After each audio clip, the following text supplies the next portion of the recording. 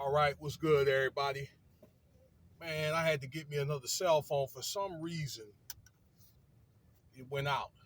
I'll just put it like that. But I see this one, the quality in this phone is a lot better. I don't know if the camera was getting hazy or what, okay, just losing its luster. But I think probably by then it was time anyway. I was going to wait till my birthday. It was to be about, 3 months? About 2.5, 3 months, something like that to get one. But I'm going to get one today. And this one looks a whole lot better. You know what I'm saying? Looks like a lot hazy, better quality, or maybe the technology, as you get to a certain version of phone and then, they may work out the kinks. But anyway, let's get right into it because I want to talk about this spill that happened in Palestine. It really bugged me out, okay? Now, the spill, let me say this. It is not safe to be out there in Palestine, Ohio, okay? I got to find out where it is, but it's my understanding it's near the Ohio River, okay? To where that stuff, they call it vinyl, some type of chemical vinyl stuff, all right, got into the water. And man, there's some bad effects because a lot of animals are dead. There's a national park nearby, from what I understand.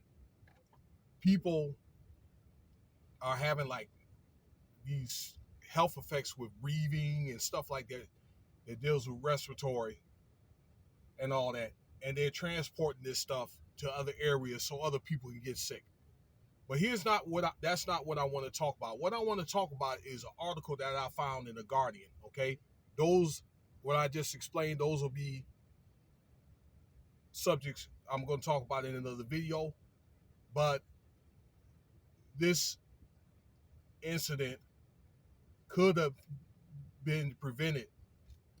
All right, that if more precautions measures have taken place. Okay, now again, this has been attested by 3 different people. One of these ladies were a certifier, okay, hazmat certifier, where she was told to ignore the certification and rendering of those materials, those haphazard materials on that train, okay? If you guys know that type of jargon, okay, when you deal with certain classes of materials, okay, if you have that type of expertise, all right, I've done it when I used to work in the CDL industry, where not only that I've taken fuel, which is a certain class, I believe class 3, but once you get in it in a while, okay, and you start becoming dexterous, you take different classes of materials. That stuff has to be tagged, and it had to be rendered through the papers of what those materials are. It's very, very similar in the railroad industry, okay? And I've worked alongside the railroad and alongside in ports and all that. So I know enough to tell you, okay? I've done this for over 25 years, that industry. But anyway, that lady was told to skip tagging and rendering those materials on that particular train, okay? Uh, that train convoy, all right?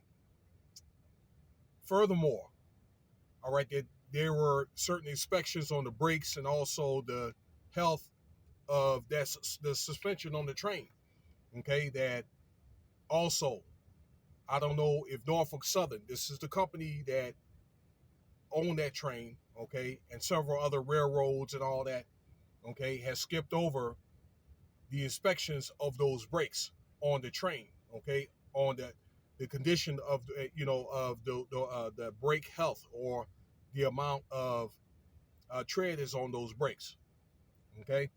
A couple of the reasons why that accident occurred. Furthermore, one thing I didn't know, that they call these switch operators and managers and switch maintainers, that when you go to certain routes, it's kind of like on a U.S. highway or an interstate highway. You know why it is, where they merge at a certain town or a certain point, or they may merge out, okay, into different, railroad tracks or whatever, like in a row or something like that, okay, or on another track to go whatever direction that they need to go. Well, there was a switch maintainer / manager that said that Norfolk Southern and a lot of other of these railroad companies were cutting costs by laying these guys off. Okay. So with that, which is not good, because the less of these switch managers, the less people that you had to maintain these trains, okay, and going different directions or avoiding each other from collisions. You don't have the maintainers out there to look over those crosses, okay, just in case a train may collide with a vehicle, or maybe somebody's walking across the train, okay, that kind of thing. I didn't know that those guys do all that type of stuff, but I have seen guys like in trucks that ride on the railroad, maybe doing things like inspecting the railroads and all that, okay, make sure the railroads are in good shape. According to that statement and that article, that guy, that maintainer, said that there was up to 30% of those people that were laid off. And they complained about being overworked, that kind of stuff. Okay. I want to let you know about that train too. That train had over 150 cars. Okay. Which was twice as many cars as a regular train, I guess, because of the staff shortages and probably what happened with COVID. A lot of guys retiring and a lot of guys are not going to work. Okay. So it's like they're pushing these convoys, train convoys, longer and longer with lesser and lesser people.